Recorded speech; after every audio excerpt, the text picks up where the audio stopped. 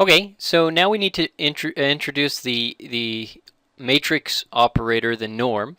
And what a norm is, it's tries to give us a notion of magnitude or of distance, and a good intuitive way of understanding this, or a good way of getting a notion of what this is. First, just to look at the Euclidean norm. And for a vector, right? So I've separated this out. So we have the vector norms on this side and the matrix norms on this side. So we have the one norm, the Euclidean norm, the p norm, and the infinity norm. And we're going to go through these. But if we just look at the Euclidean norm for a vector, it's actually just the Euclidean distance, because we're just taking the square root of the sum of the squares of the elements.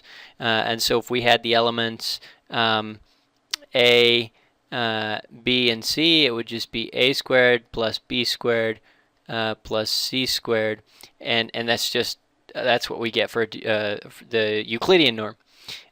Similarly, for the Euclidean norm of a matrix, that actually gets a special name. It's called the Frobenius norm.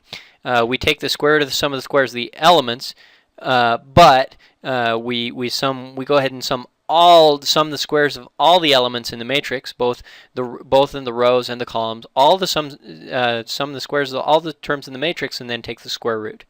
And the one norm is for a vector is just a sum of the absolute value of all the elements in the vector. So it's actually sort of like the Euclidean norm, but we actually just sum the absolute value of all the elements in the vector. The matrix norm is similar to that, but we sum all the values, and what we do is we sum all the values in the column. So we sum all the values in the column, and then we take the maximum out of all the columns. So you take your matrix A, sum across the columns, and all the columns, so you have all the values sitting down there at the bottom. You have all the totals in the matrix, and you just take the maximum of those, and that's your matrix norm. The one norm in the matrix.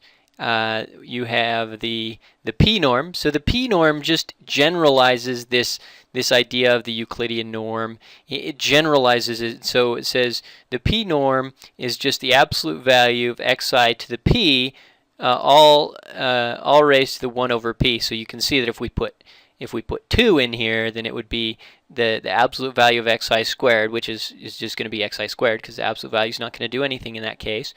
And then to the 1 over p, so that'd be to the 1/2, and so that'd just be the square root. So you see that, and so we have a similar thing for the matrix going on here. And then we also have the infinity norm, and the infinity norm for a vector is just the absolute, the maximum entry in the vector, the maximum absolute value entry in the vector. So whatever's the largest in the vector.